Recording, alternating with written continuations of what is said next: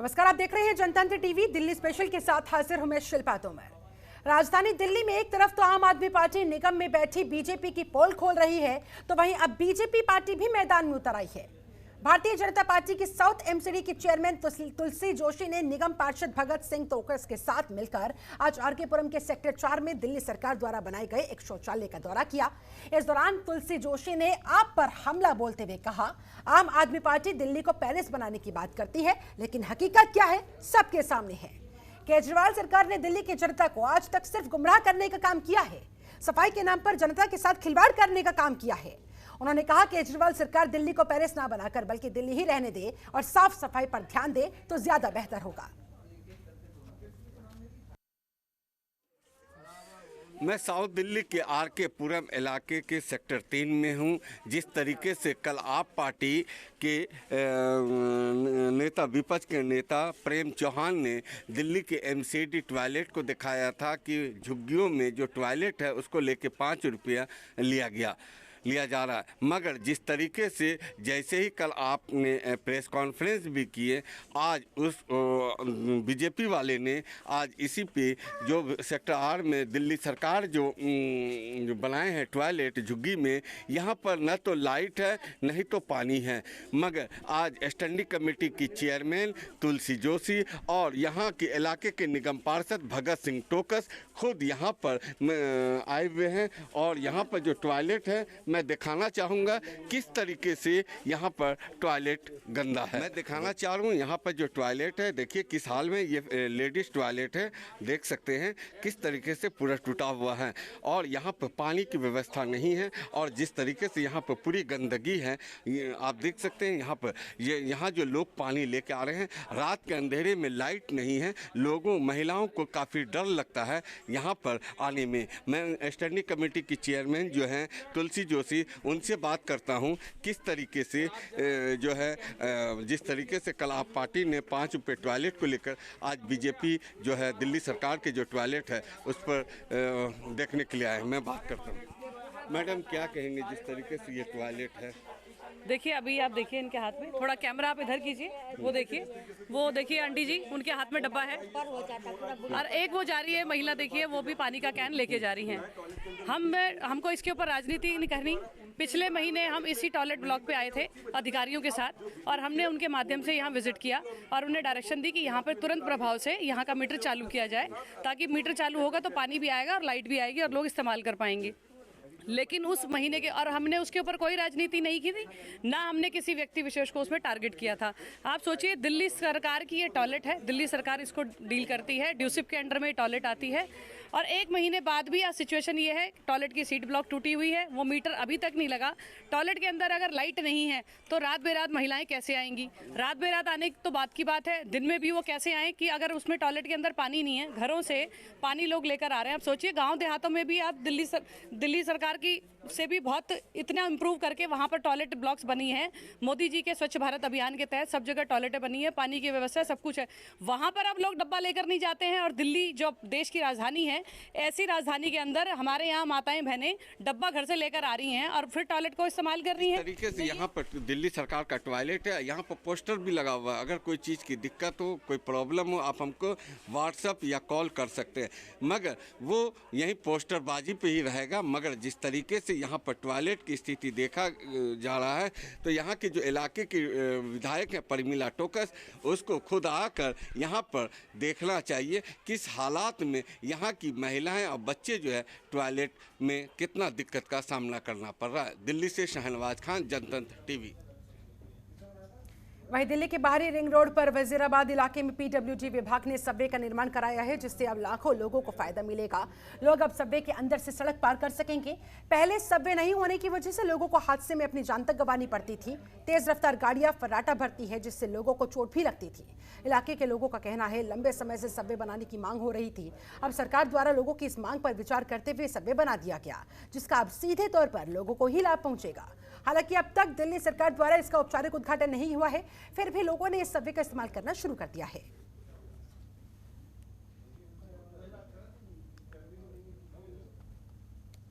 वहीं दिल्ली के वजीराबाद स्थित यमुना घाट पर बिजली नहीं होने की वजह से यहाँ के लोग काफ़ी परेशानियों का सामना करने के लिए मजबूर हो गए हैं। लोगों का कहना है पिछले 3 साल से बिजली नहीं होने की वजह से यहाँ पे उन्हें काफ़ी दिक्कतों का सामना करना पड़ता है।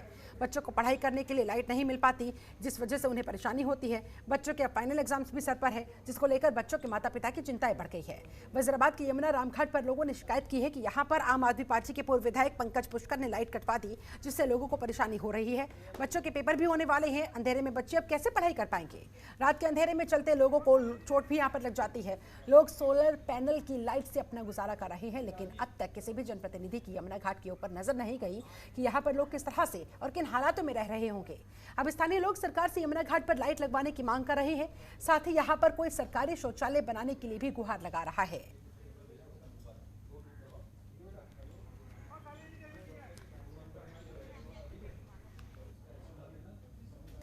दिल्ली कैंट वार्ड 3 के doctor APJ Abdul Kalam school में सांसद मीनाक्षी लेखी और पार्षद कविता जैन ने साइंस लैब बिल्डिंग का उद्घाटन किया। वार्ड नंबर 3 में सालों से डॉक्टर एपीजे अब्दुल कलाम उच्चतर माध्यमिक विद्यालय में नई साइंस बिल्डिंग की मांग चल रही थी। वार्ड नंबर 3 की पार्षद कविता जैन और सांसद मीनाक्षी लेखी ने एपीजे अब्दुल कलाम उच्चतर माध्यमिक विद्यालय के बच्चों के भविष्य को देखते हुए नई बिल्डिंग का उद्घाटन करवाया। अब स्कूल में साइंस लैब की अधिक जगह होने के बाद बच्चे अपना भविष्य बना सकेंगे। दिल्ली छावनी बोर्ड के स्कूलों में जल्द ही साइंस की पाठशाला भी शुरू कर दी जाएगी। सांसद मीनाक्षी लेखी ने कहा, छावनी के स्कूल में साइंस लैब की अलग से बिल्डिंग होने के बाद अब बच्चों को परेशानी नहीं होगी।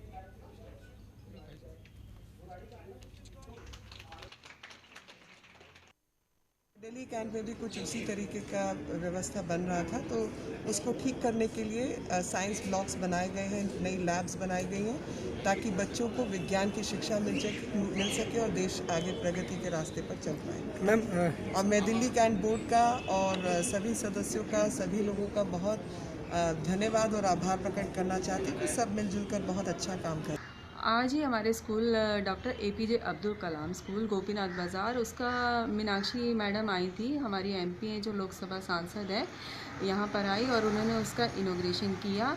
और आज हमारे स्कूल में डॉक्टर एपीजे अब्दुल कलाम में मीनाक्षी लेखी जी आई। उन्होंने हमारी नई बिल्डिंग यंत्रा का उद्घाटन किया, जिसमें इस बिल्डिंग में बच्चों के लिए साइंस लैब, कंप्यूटर लैब और वोकेशनल ट्रेनिंग करवाई जाएगी। वहीं पूर्वी दिल्ली की पटपटगंज इंडस्ट्रियल एरिया थाना पुलिस ने सब्जी मंडी से लापता 8 साल की बच्ची को महज 12 घंटे में ही ढूंढ निकाला और परिजनों को सौंप दिया। डीसीपी दीपक यादव ने कहा है कि रविवार रात दिल्ली से सटे खोड़ा कॉलोनी की रहने वाली एक महिला ने पटपटगंज इंडस्ट्रियल एरिया थाने में शिकायत दर्ज करवाई थी कि गाजीपुर सब्जी मंडी में सब्जी लेने के दौरान उसकी 8 साल की बेटी लापता हो गई है, कहीं गुम गई है। शिकायत मिलने के बाद पुलिस ने गाजीपुर सब्जी मंडी के आसपास इलाकों में तलाशी अभियान चलाया। पुलिस ने व्हाट्सएप ग्रुप पर बच्ची की तस्वीर को सर्कुलेट करवाया, लाउड स्पीकर से अनाउंसमेंट करवाया, जिसके बाद बच्ची के दिल्ली से सटे भोपुरा गांव में होने की सूचना सामने आई। पुलिस ने भोपुरा गांव में चाय की दुकान चलाने वाले अली हसन के पास से बच्ची को बरामद कर लिया। पूछताछ के बाद पता चला है कि बच्ची रास्ता भटक गई थी, भोपुरा गाँव पहुंच गई थी, जहाँ अली हसन ने बच्चे की मदद करते हुए उसे सहारा दिया।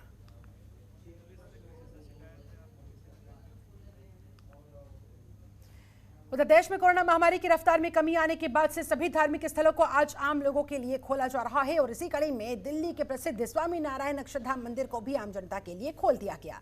मंदिर में दर्शन करने पहुंचे लोग काफी खुश नजर आए। मंदिर प्रशासन ने सुरक्षा के तमाम इंतजाम किए हुए हैं। श्रद्धालुओं का गेट पर ही तापमान चेक किया जा रहा है। श्रद्धालुओं को सैनिटाइज करने के बाद ही मंदिर में एंटर करने दिया जा रहा है। बता दें, कोरोना महामारी के चलते 21 मार्च से ही देशव्यापी लॉकडाउन के बाद से सभी धार्मिक स्थल कपाट उनके बंद कर दिए गए थे। अक्षरधाम मंदिर के कपाट भी बंद थे, जिसे आज खोल दिया गया। आम श्रद्धालु अब यहाँ पर दर्शन के लिए आ सकेंगे। सर, हमने जो है करीब लॉकडाउन के पहले ही प्लान बनाया था जाने के लिए, तो लॉकडाउन लग गया, इसके लिए जो है मंदिर खुला है, इसलिए अब आए हैं। इच्छा पहले ही थी लॉकडाउन के पहले ही मंदिर आने के लिए। तो महसूस तो काफ़ी अच्छा हो रहा है फिलहाल। वैसे कोरोना जो हम लोग इतने सालों में इतने दिनों में देखा, और वो सब खत्म हो रहा है, तो कुछ तो सुकून है और वैक्सीन भी आ चुकी है, तो थोड़ा सा अब सही लग रहा है आने में। वहीं उत्तराखंड के चमोली में ग्लेशियर्स फटने की वजह से जो तबाही हुई है, उसके लिए जगह जगह पूजा पाठ किया जा रहा है। इसी कड़ी में आज साउथ दिल्ली के अंबेडकर कॉलोनी छतरपुर में भी नागेंद्र देवता मंदिर में पूजा अर्चना की गई। तस्वीरें आपके सामने। इस पूजा अर्चना के जरिए फंसे हुए लोगों को जल्द से जल्द घर भेजने के लिए बद्री विशाल से कामना की गई।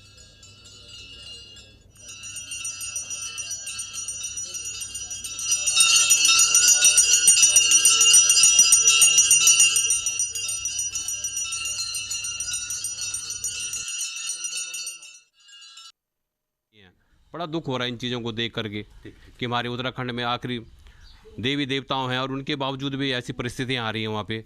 तो मैं यही कहना चाहता हूँ, हे बद्रीनाथ, हे केदारखंडनाथ, उनको आत्मा को शांति दो जो बेचारे इस दुर्घटना में गए हुए हैं और उनको पे हैं। और वहीं प्रीत विहार इलाके के मशहूर ज्वेलरी शोरूम मालिक से 50 लाख की फिरौती मांगने वाले को पुलिस ने गिरफ्तार कर लिया है। डीसीपी दीपक यादव ने बताया, गिरफ्तार आरोपी की पहचान अजय के रूप में हुई है। अजय पीड़ित के ज्वेलरी शॉप में काम किया करता था, लेकिन उसका प्रेम संबंध ज्वेलरी शॉप की ही स्टोर इंचार्ज से हो गया था, जिसका पता जब शॉप के मालिक को लगा तो उन्होंने अजय को नौकरी से निकाल दिया। लेकिन कुछ दिनों के बाद ज्वेलरी शॉप मालिक ने महिला को दोबारा नौकरी पर लगा लिया। अजय ने पूछताछ में खुलासा किया कि उसे शक था कि शोरूम मालिक का महिला से अवैध संबंध है, जिसकी वजह से उसने उसे दोबारा नौकरी दे दी। इसी का बदला लेने के लिए उसने ज्वेलरी शोरूम मालिक से फिरौती वसूलने की पूरी साजिश रची और अपनी साजिश को अंजाम देने के लिए अजय ऑटो लेकर शोरूम पहुंचा। ऑटो चालक को धमकी भरा लेटर देकर शोरूम के गार्ड को देने को कहा, 50 लाख की फिरौती की मांग कर डाली। वहीं शिकायत के बाद मामले की जांच की गई तो सीसीटीवी फुटेज के आधार पर, टेक्निकल सर्विलांस के आधार पर अजय को गिरफ्तार कर लिया गया। 4 तारीख को हमें एक कंप्लेंट रिसीव हुई थी एक ज्वेलर से, जिसमें इस तरह का कंप्लेंट था कि उनको 50 लाख रुपए की फिरौती की डिमांड की गई है।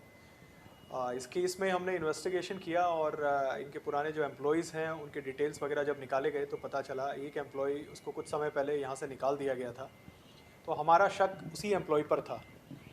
उसके बाद जो उनका कॉन्डक्ट रहा वो बड़ा सस्पिशियस रहा। उसके बेसिस पर और जो इसमें एक ऑटो के थ्रू ये जो एक्सटॉर्शन नोट है एक ऑटो ड्राइवर के थ्रू डिलीवर किया गया था, तो वहाँ से ऑटो ड्राइवर से भी ऑटो हमने कर लिया था और ऑटो ड्राइवर से पूछताछ में भी हमें जो एक्यूज है उसका हुलिया पता चल गया था।